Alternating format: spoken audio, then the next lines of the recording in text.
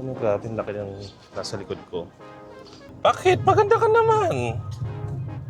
Sabing hindi. Turon po tayo, may turon pa po. Number 1 na po to sa SWS survey. Buko ho, magkano? Buko 10 lang. May mangga pa po, manggang hilaw, manggang luto. Pwede pa po yan. Ay, init.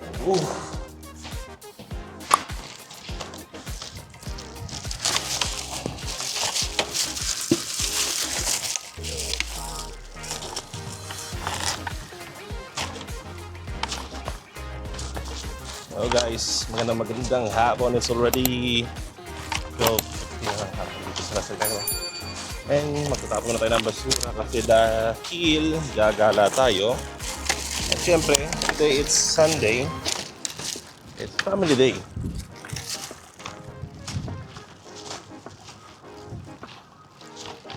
Tapon muna tayo ng basura. Dito sa tinitirahan namin yung tapunan ng basura. Walang garbage chute. So sa Dubai, hindi mo na kailangan pumunta sa labas, lakad, pumunta sa malayo, magbilad ng ganito kainit, tapos magtatapo ka na ng basura. Sa Dubai, kailangan mo lang naman pumunta dun sa isang corridor, then sa may pintuan, then mukha mo na yung basura. Dito, dahil hindi naman ganun karami yung mga buildings na may mga garbage chute. Mostly villas, mga 2 to 3 stories building na walang tag dito, elevator, wala silang garbage chute. So, kailangan mo talaga bumaba para magtapon ng basura.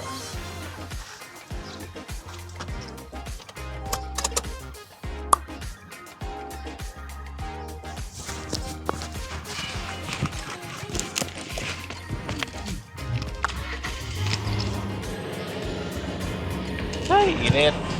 So, hintayin na lang natin si Madam.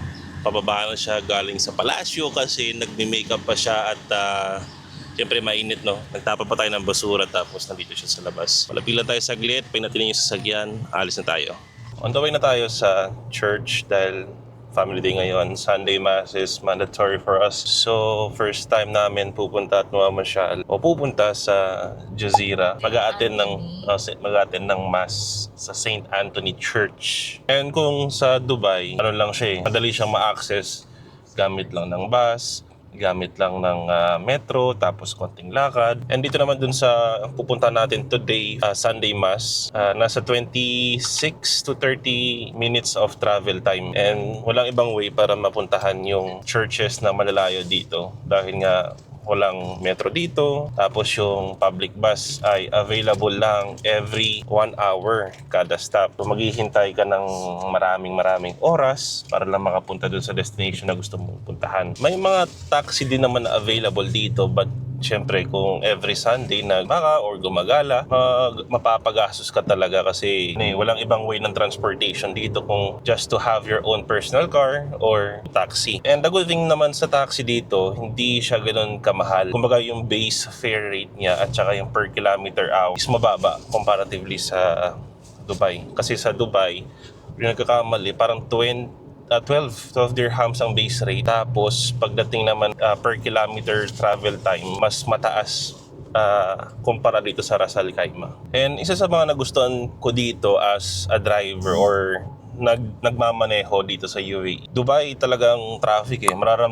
Minsan ko lang naramdaman yung traffic ng Dubai nung nagkaroon ako ng lisensya. Umabot ako ng 2 oras between Sharjah to Dubai boundary. Kasi dati passenger princess lang, patulog-tulog, cellphone sa sasakyan, tapos pag pagod na, tulog ulit. But here in Ras Al Khaimah, I found yung mga kalsada dito, hindi siya ganoon ka-perfect kumpara sa Dubai. Comparing to traffic, wala kang masabi.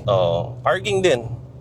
Isa din yon. Talagang free parking dito. When it comes to parking, hindi ka mag-iisip na na maghanap ng parking kasi ang daming available options or places na pwede ka mag-park. And the good thing is, wala kang fees na babayaran para sa parking. Hindi ko sure maybe there's some few or places here in Ras Al Khaimah. So far, for the past more than 2 months na kami nandito, wala pa akong nakitang parking place na kailangan mo magbayad. Sa Dubai, kahit saan ka mag-park, kailangan mo magbayad ng parking. And it's expensive, no? Kasi kung iisipin mo lang siya for a certain period of time, very cheap. Pero on a daily basis, weekly, or kung daily driver ka, tapos you go here and there, masakit sa bulsa yon yung parking fee na yon every month. So you need to add it on your budget. Dito naman, maluwag eh. Kahit na walang parking fees sa Ras Al Khaimah, on a majority of the places, wala naman din parking fees. May disiplina din naman kahit pa paano ibang tao. And hindi ka mauubusan ng parking. And very,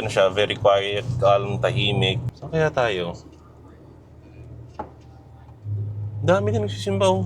Hindi ko expect na marami magsisimba ngayon. Oh, yung shorty ni Kuya. Ba't dyan ka nag-park? Bawal dyan, boy. Yan ba yung St. Mary? St. Anthony Padua, yan nga. Oh, ito nga. Mga Pilipino. Yung iba nag-taxi lang. Ayan, dito na tayo sa St. Anthony Padua. Time check oh. It's already 1 o'clock. Saktong-sakto. At nag-uubos na yung misa. Hindi namin expect, ang dami palang sasakyan. Akala namin, konti lang Filipino community dito. Ayun, ang dami. Fairness malaki siya. Kumpara sa Dubai, St. Mary. Ay gusto namin magpunta dito ng alauna kasi Tagalog Mass. Matawag na siya. Hello? Andito na ito sa gate.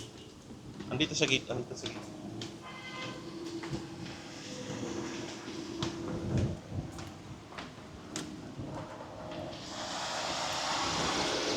Tapos lang ng misa, time check muna siyempre. So, 2:30 na ng hapon dito sa Al Jazeera, Ras Al Khaimah.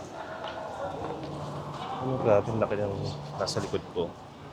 Para siyang hall or open parking. Tapos pagdating sa harap, ganito naman yung itsura niya. Ayan yung main entrance. Harapan, St. Francisco Assisi, candle lighting area. Nasa harapan yung rosary na meron din sa St. Mary's. Ganda. Mas malaki sa sa Dubai. May nakita kami nagbebenta ng mga pagkain dito sa harapan. Yun, meron nga. Bili tayo ng pagkain. Sa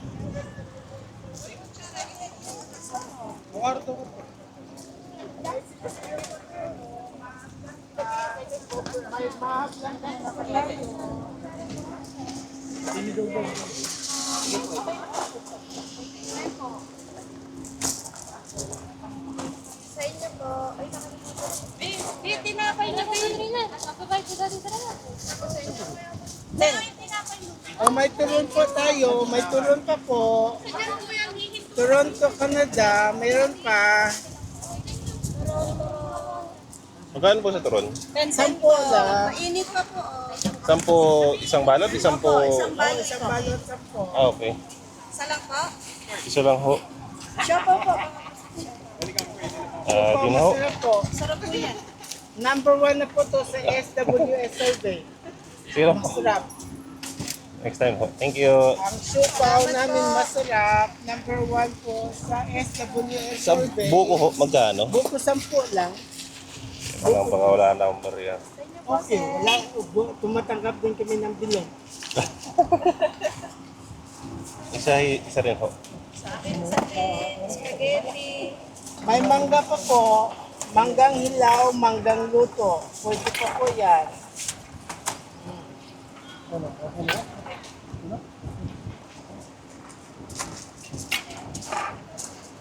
Inuha na pa ni ano.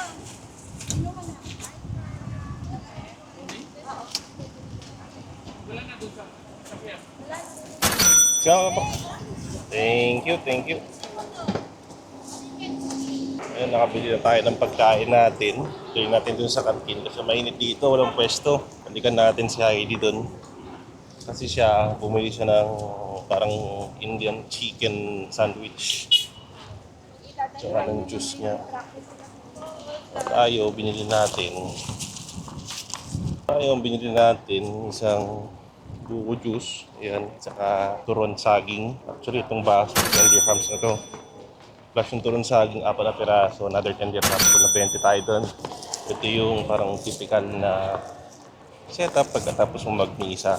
Diba sa Pilipinas, pagkatapos mo magsimba, magmisa, didiretso ka sa sa kainan. Tapos dito, ganun din, meron din. Kahit sa Dubai, meron din siya. Yun nga lang sa Dubai, medyo mahigpit kasi dun eh. Pag nagbenta ka ng pagkain na hindi ka lisensyado, may huli. Dito, siguro walang huli. Man natin yung buko juice. 10 dirhams, guys.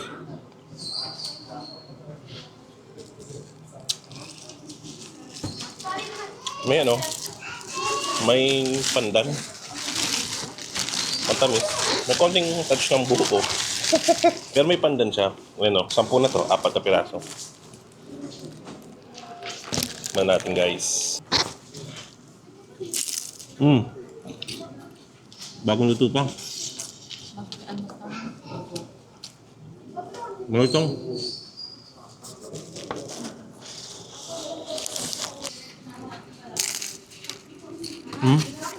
Bagong luto. Marami din nagbibenta sa labas. Mga dalawa yata tatlong stall na kami mag-merienda. Time check. So already 3 o'clock. Nagagala muna kami. Picture tayo sa dito. Kita ba tayo dyan?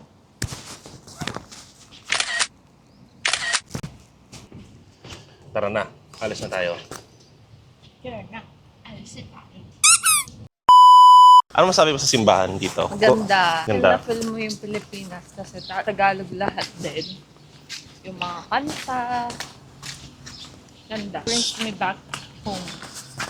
Nung ako napansin, yung space ang laki. Oo. Hindi Tsaka wala nagsisiksikan. Oo, wala masyadong tao. Bago tayo umalis, pakita ko muna sa inyo yung itsura ng mga simbahan dito, yung mga Catholic churches. Yung area na to, may kalayuan nga lang talaga. Kasi kailangan mo ng sasakyan. So merong Seventh-day Adventist dyan, tapos Evangelic Church, tapos meron pa doon, St. Thomas, tapos meron pa dito, tapos doon kami nagsimba, dyan, yan. Tapos meron pang St. Luke's Church dito, at saka meron pa isa dyan, at isa doon sa dulo. Tapos dito, parang tuwing Pasko yata or New Year, nilalagyan niya ito ng decorations yan. Ayan. Tapos yan, mga nagsisimba dito, mga Indian and other nationalities na Christian dito kami. And ganyan kalawak yung parking spaces dito sa Ras Al Khaimah. So biyahe na tayo sa next destination natin. Hindi pa na kami nakapunta doon sa Al-Hamra Mall. Ano yung mga napansin mo? Meron dito or wala dito para doon sa St. Mary's Church sa Dubai? Bukod sa space, mabango. Mabango? Mabango din naman sa St. Mary ah. Hindi, mas mabango dito, mas fresh. Tapos, solemn, lahat Tagalog, parang talagang nasa Pilipinas ka. Gusto ko siya, gusto ko. Kahit ako mag-isa, ako dito, Sisimba. sisimba ako kahit ako mag-isa. So, ayoko lang na wala dyan is yung bakery. Yung bakery doon sa St. Mary's. Sa pangalan, bakery doon. Sarap nun eh. Yung pizza nila. Pizza bread. Oo, pizza bread nila. Tsaka yung cheese bread nila. Pakasarap. Ako napansin ko maluwag. Siguro dahil Spacious. wala masyadong special event today at hindi napupuntahan or baka malit Sunday, or baka malit lang ang Filipino community sa Ras Al Khaimah. Oo, mali. Pero mahirap siyang i-access kasi malayo eh. Sasakyan. Oo. O kasi yung mga iba nakita natin, di ba, nag-taxi. May mga nag-taxi. Siguro malapit lang sila dito. Nasa pansin ko dito, yung mga nagbebenta, talagang may stand sila. Hindi sila yung patago. Hindi naman masyadong strict dito eh. At saka dun sa Dubai naman kasi, di ba? Sa Dubai? Yung mga patago, yung mga sa kanila, yung mga Dubai police. Oo. Yung sabi ko kanina, nung nasa Dubai pa ako, simbang gabi, nagkahulihan doon sa may gilid. Kasi bago makarating na ng simbahan, di ba, merong mga pagkain doon nagbebenta tuwing simbang gabi. Tapos, may mga CID. Ang sabi, nagsisigawan ng mga Pilipinong lalaki doon. Yung iba nagsigaw, police.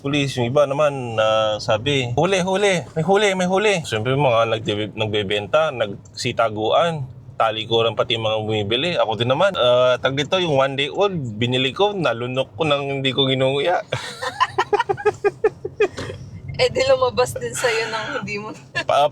Paglunok ko, yung biglang bilaok, tapos sabay talikod, lakad akong normal, bahala kayo dyan.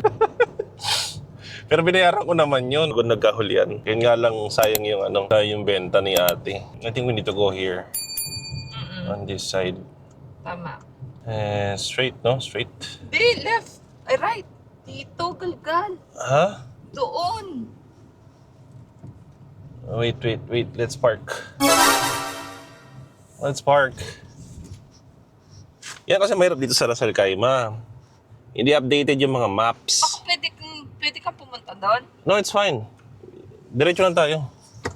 Baka wala naman daanan doon. Meron yan. So yung sinasabi namin earlier, kanina ba kami pumunta ng simbahan, ang Google Maps dito, hindi siya updated. Ipapakita sa'yo ni Google Maps or ni 2GIS or ni Waze ito yung destination mo. Kaya pagdating mo doon sa site or doon sa location, nag-iiba kasi nga merong mga road widening. So yun lang naman. Wala naman din masyadong differences yung St. Mary's at saka yung St. Anthony Padua.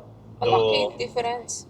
Difference on a structure itself, yung mismong facility, mismong church itself, yung malaking visually big difference. Pati yung parking, pati yung area, pero andito na kami sa Alhambra Mall. So mamamasyal muna kami saglit, ikot-ikot, papalamig at na magwi-window shopping kasi nakakabur yung sa bahay na every weekend nagwi-window shopping na lang kami or nanonood ng movie. So yun lang guys for today's video, and thank you guys for joining us dito sa St. Padua Church, and hoping you all have a wonderful weekend and a blessed Sunday. Thank you and see you on the next vlog. Goodbye.